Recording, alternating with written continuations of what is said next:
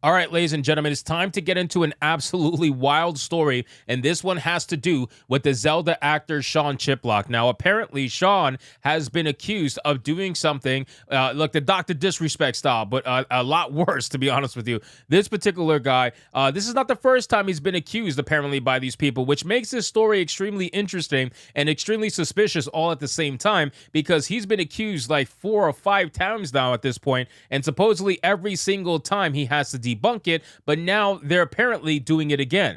That's suspicious.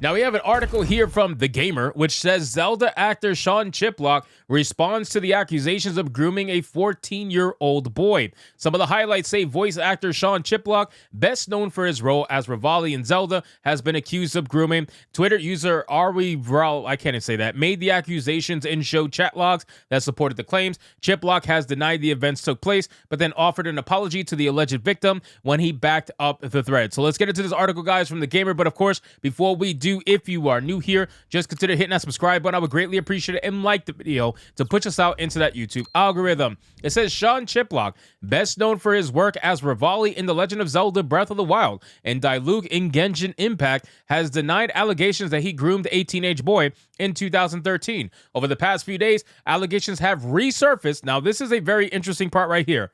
Resurface. That means that this has been alleged prior. How many times? I'm not sure, but it seems like a lot of times this has been alleged, and it makes you wonder, why is it that you keep trying to go to Twitter to be your police? This is my biggest issue with stuff like this. If you're gonna make these allegations and you don't actually file a police report, or you don't at the bare minimum report it, this makes it highly sus to me. Whether it's true or not, I have no idea. I'm just telling you from an outsider looking in, when your first foray into trying to make these allegations the thing is to post it on Twitter and not go to the police, there is something wrong here, especially when you're talking about someone who was 14 at the time. And it's because this took place back in 2013. So now apparently it's got to get resurfaced. I'm assuming when the person is in their 20s now. But let's continue.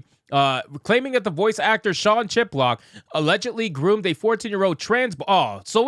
Wait a second. So hold on. Oh my God. It's amazing that these articles want to talk about facts, but then they literally headlined it when he groomed a teenage boy. But now apparently it's a 14-year-old trans boy. So he groomed a girl? Is that what you're trying to tell me? You're not giving me the actual proper information. He groomed a girl. Okay, now I understand. Now I get where this is going. Okay, 14-year-old trans boy, really it's a girl, in 2013 by sending them sexually explicit messages. Similar allegations have been made several times in the past, but this latest claim is backed up by chat logs detailing the conversations. This is my biggest issue with this, right? When articles like this write about this, you already know that what's going to end up happening, right? If this ever got reported to the police, it's going to be reported that he groomed a boy. And then when the police go and try to find this boy, they're going to actually have to be looking for a girl. And they're going to be very confused over all of that. And then when this gets logged in public record, it's going to be that he groomed a boy when he actually groomed a girl. So all of this is just really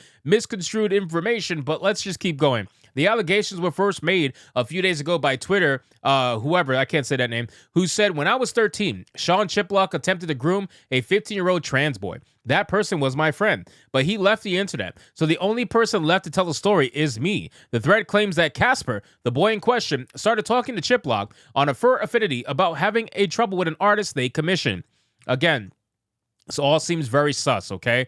The person who is the victim is not even the one who's telling the story. This is supposedly someone who was 13 at the time, who was friends with the victim. The victim's not even the one making these allegations. They're not even the one telling the story. They've apparently left the internet, so it's the friend of a friend that's telling the story about allegations against this person.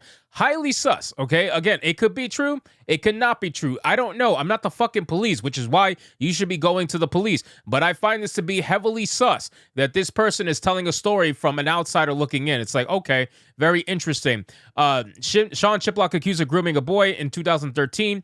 And then following that conversation, Chiplock allegedly messaged Casper on Skype and within an hour had sent voice clips of himself moaning and fake orgasming. According to the chat logs, write-up of the events, Chiplock then went on to ask Casper how he masturbated, including pressing for details on masturbating while transgender, which ended the conversation. Now, wow. I mean, this is just extremely crazy shit. And again, ladies and gentlemen, if there is in fact real chat logs to this, then let them come to light, as apparently they have, although I don't see it. I have to, I guess, click this. Maybe this is a thread that I need to click.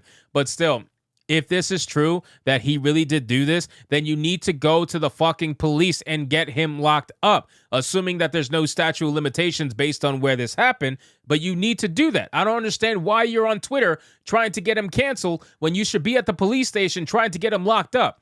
It says after these accusations were made public and gained traction on Twitter, Chiplock released a statement that denied the allegations, claiming that he is made to revisit them every year and that they always get debunked, even when his literal career is on the line. Chiplock ended his statement by saying, "I did not groom a minor and never have. Any claim otherwise is patently false." And again, this is extremely sus to me. In response to Chiplock's denial of the allegations, an account claiming to be Casper, the boy involved in the Skype conversations, released his own statement backing up the original thread. Casper said, "I'm choosing to come forward to add credibility to these allegations and to say that I stand by the claims made in my original journal written in 2014. So, wait, so all of this is from a journal that apparently he wrote back when he was young? And all of these are from fucking furry profile picture, anime profile, like... This is very sus, man. This story is extremely sus to me. And again, the internet is going to run rampant with this. And apparently he's been having to deny this every year. So that shows me that someone has a vendetta against this person. Whether that vendetta is based from the fact that they're a victim or not, I don't know, because I'm not the police, which is where you should be going. But I just got to tell you, from looking at this the way it is, and based off how the information is coming out, and the people who are saying it, and just the overall sus nature of it, I don't really trust this, to be honest with you. This tweet was then responded to by Chiplock, who asked if he could speak to Casper to have the conversation you should have been allowed to have a long time ago, and said that he wanted to apologize for his behavior. Casper replied by saying he didn't want to have a conversation and just wanted Chiplock to admit that the claims are true. Chiplock has said he isn't able to verify that what's being shared hasn't been edited or modified, and that he isn't comfortable arguing the truth of something I can't even look at for myself from a community that proved to be full of manipulation. So again, guys, this is a crazy story. And considering that this is someone in the Zelda community, makes it even crazier. Whether or not this is true, I have no idea. But if they really do have chat logs, and if they really do have proof that he was doing this unedited and unmodified, then let the police handle it. The fact that they're not going to the police tells me that they know that they're going to find something that is probably fake. There is going to ruin the entire narrative. So they're just going to go on Twitter for like the 5th time now and attempt to get this guy canceled and fired from his career and his job for whatever reason. Whether it's a personal vendetta or whether it's a victim's vendetta, I don't know. But eventually, hopefully at some point, we can find out the truth. So anyway, guys, thank you so much for watching this video. I hope you did enjoy it. If you did, consider leaving me a subscribe. I would greatly appreciate it. Don't forget to like the video, comment, let me know what you thought, and I'll see you guys on the next one. Hypnotic out.